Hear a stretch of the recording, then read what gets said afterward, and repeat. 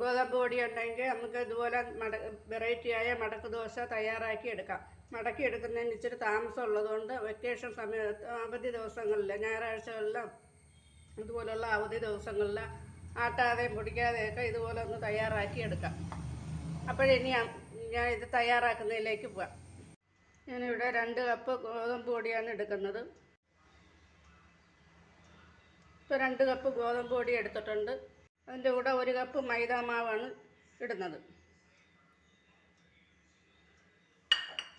ഇതിലേക്ക് 1/2 ടീസ്പൂൺ ഉപ്പിട്ട് 1 നുള്ളു ചെറിയ ജീരകം ഇട്ട് എല്ലാം കൂടെ നല്ലതുപോലെ ഒന്ന് മിക്സ് ചെയ്ത്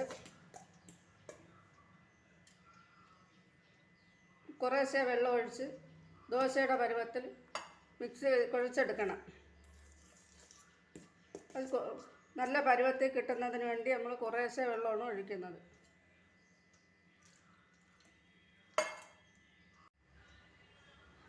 ഇനി ഇതിലേക്ക് നമുക്ക് 1/2 ഗ്ലാസ് പാലൂടെ കുറേശ്ശെ ഒഴിച്ച് നല്ലതുപോലെ മിക്സ് ചെയ്യാം.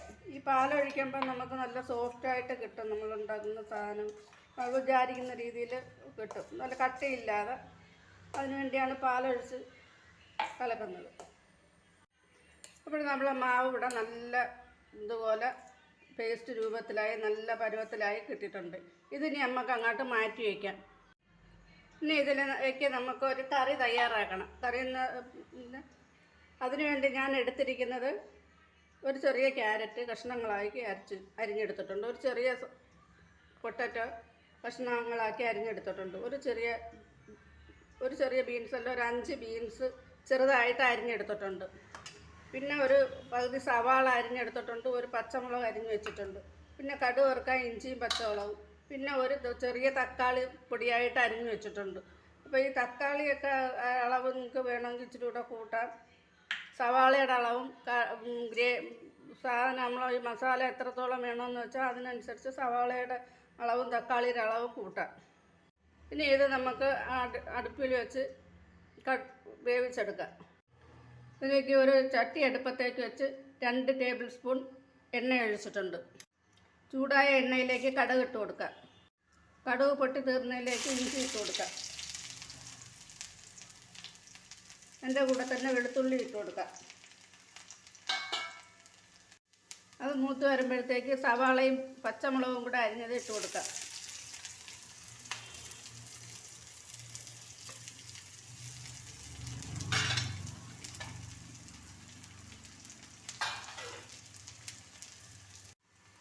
ഇതിലേക്ക് ഇനി ക്യാരറ്റ് ഇട്ട് കൊടുക്കുക. എടുത്ത് വെച്ചിരിക്കുന്ന ഉരുളൻകിഴങ്ങും ഈ ബീൻസും കൂടെ ഇട്ട് കൊടുക്കുക. എല്ലാം ഒരുമിച്ച് വെന്ത് വന്നോളൂ. നല്ലതുപോലെ ഇളക്കി ഇതിലേക്ക് ആവശ്യത്തിന് ഉപ്പും ഇട്ട് നമ്മളിവിടെ അരിഞ്ഞു വെച്ചിരുന്ന തക്കാളി ഇട്ട്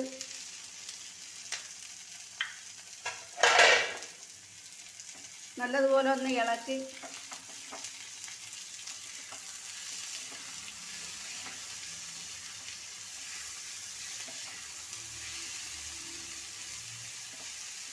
ഈ എണ്ണയിൽ തന്നെ കിടന്ന് ഒന്ന് വെന്ത് വരത്തക്ക രീതിയിൽ അടച്ചു കൊടുക്കാം. 2 മിനിറ്റ് ഇടവിട്ട് ഇതൊന്ന് തുറന്ന് ഇളക്കി കൊടുക്കാം.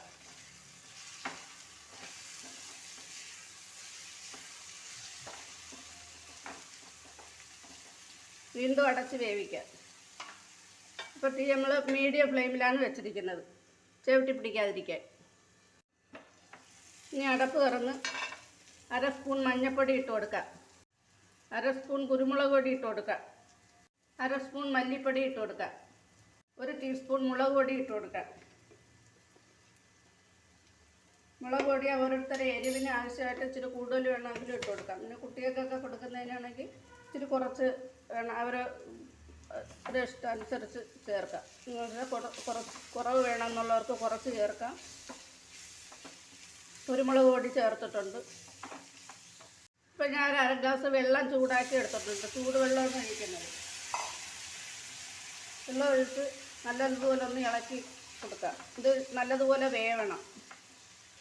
കുറച്ച് സമയം മതി വേവാൻ. എന്നാലും അത് നമ്മൾ അതനുസരിച്ച് വേവിച്ചെടുക്കണം. ഇനി നമുക്ക് ഒരു അര സ്പൂൺ കോൺഫ്ലവർ ഇവിടെ കലക്കി വെച്ചിട്ടുണ്ട്. അര ടീസ്പൂൺ കോൺഫ്ലവർ കലക്കിയത് ഇതിലേക്ക് ഒഴിച്ചു കൊടുക്കാം. ഇനി അര ടീസ്പൂൺ ഗരം മസാലയാണ് ഇട്ട് കൊടുക്കുന്നത്. ഗരം മസാല ഇട്ട് നല്ലതുപോലെ ഒന്ന് മിക്സ് ചെയ്യാം. ഇപ്പോൾ നമുക്ക് കൂടുതൽ ഗ്രേവിയൊന്നും വേണ്ട, അങ്ങനത്തെ കറിയാണ്. ഇപ്പോൾ ഒരു 2 മിനിറ്റ് കൂടെ കിടന്ന് എല്ലാം ഒന്ന് വെന്ത് ചേരട്ട്. നമ്മളിപ്പം ഗരം മസാല ഇട്ടതല്ലേ ഉള്ളൂ. അടയ്ക്കണമെങ്കിൽ അടച്ചു കൊടുക്കാം, അടച്ചില്ലേലും ഒന്നുമില്ല. അപ്പോൾ നമ്മൾ നേരത്തെ സെറ്റാക്കി വെച്ചിരുന്ന തയ്യാറാക്കി വെച്ചിരുന്ന മാവ് ഇരിക്കുകയാണ്. അതിന് നമുക്ക് ഇതിനകത്ത് കോരി ഒഴിച്ച് എടുക്കാം.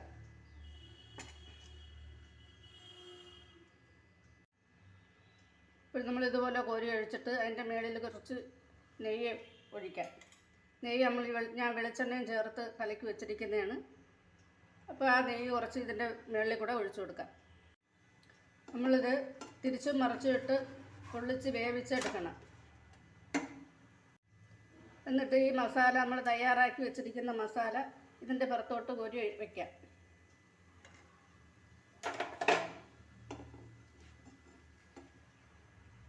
ഇത് നമുക്ക് മടക്കി കൊടുക്കാം.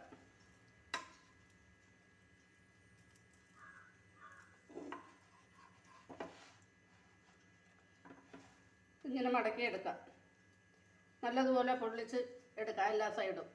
അപ്പുറത്തെ സൈഡ് കൂടി ഇതുപോലെ മടക്കി കൊടുക്കാം. മടക്കുന്നതിന് പാടൊന്നുമില്ല, ഇങ്ങനെ മടക്കി കൊടുത്താൽ മതി. ഇപ്പോൾ ഇതുപോലെ നല്ലപോലെ 2 വശവും വേണമെങ്കിൽ വീണ്ടും ഒന്നുകൂടെ ഒന്ന് പൊള്ളിച്ചെടുക്കാം. നല്ലതുപോലെ പൊള്ളി മുരിഞ്ഞ് കിട്ടി എന്ന് തോന്നുമ്പോൾ ഇതുപോലെ എടുത്ത് മാറ്റി വയ്ക്കാം.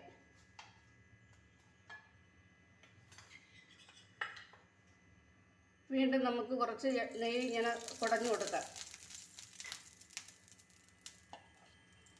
വീണ്ടും ആ മാവിൻ്റെ കൂട്ടിങ്ങനെ ഒഴിച്ചു കൊടുക്കാം. അതുപോലെ കറക്കി എല്ലാ ഭാഗത്തും കൊണ്ടുവരത്തക്ക രീതിയിൽ കറക്കി എടുക്കണം. ഇതിന് ഇവിടെ ഇരുന്ന് വേവണം. ഇങ്ങനെ ഒന്ന് ചൂടായി വരുമ്പോഴത്തേക്ക് വീണ്ടും ഇച്ചിരി നെയ്യ് ഒഴിച്ച് എല്ലാ ഭാഗത്തും ഇങ്ങനെ ഒന്ന് തടവി കൊടുക്കണം. ഇത് ഒരു ഭാഗം വെന്ത് വന്നിട്ടുണ്ട്. അപ്പോൾ മറുഭാഗം തിരിച്ചിട്ട് കൊടുക്കണം. തിരിച്ചിട്ട ദോശ വീണ്ടും തിരിച്ചിട്ട് കൊടുക്കണം. തിരിച്ചും മറിച്ചും ഇട്ട് പൊള്ളിച്ചെടുക്കണം. ഇതുപോലെ മസാല കോരി വെച്ച് ഒന്ന് മടക്കിയെടുത്ത് മസാല കോരി വയ്ക്കുമ്പോൾ ശ്രദ്ധിക്കണം, നമ്മൾ ഈ ഭാഗം മടക്കി ഇങ്ങനെ മസാലയുടെ പുറത്തോട്ട് വയ്ക്കത്തക്ക രീതിയിൽ വേണം നമ്മൾ മസാല കോരി വയ്ക്കാൻ. ഒന്നും കൂടെ വേണമെങ്കിൽ മടക്കാം, അല്ല അതിനു മുമ്പേ ഈ സൈഡ് മടക്കി കൊടുക്കാം.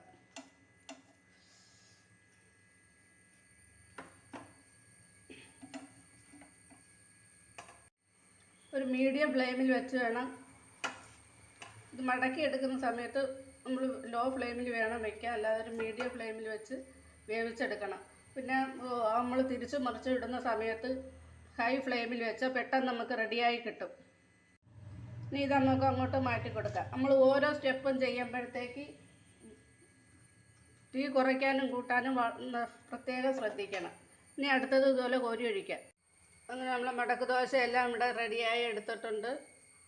നല്ല ടേസ്റ്റാണ്, എല്ലാവരും കഴിക്കും. ഗോതമ്പ് പൊടി കൊണ്ടുള്ള ഈ ദോശ ഇപ്പം മുറിച്ച് കാണാനാണെങ്കിൽ ഇതുപോലെ ഇരിക്കും. ഇത് നമുക്ക് ഇങ്ങനെ കടിച്ച് കഴിക്കാം.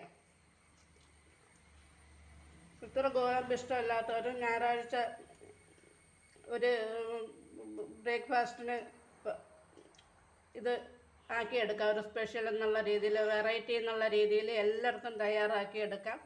എല്ലാവരും ആ ചാനലൊന്ന് സബ്സ്ക്രൈബ് ചെയ്യണേ പ്ലീസ്.